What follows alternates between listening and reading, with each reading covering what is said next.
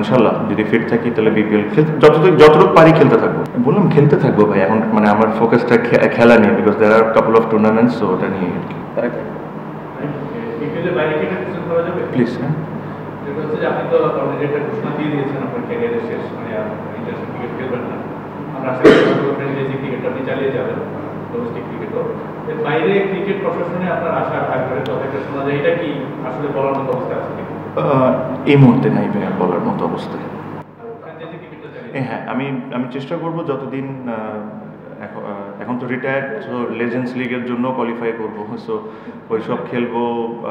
যদি প্রিমিয়ার লিগটা হয় সময় মতো ওটা খেলবো, আর ইনশাল্লাহ যদি ফিট থাকি তাহলে বিপিএল যতটুকু পারি খেলতে থাকবো।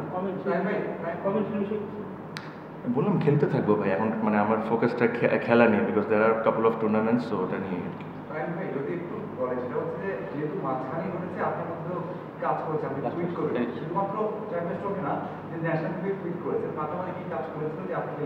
This is not the place to talk. This is not the place. Okay, thank you very much.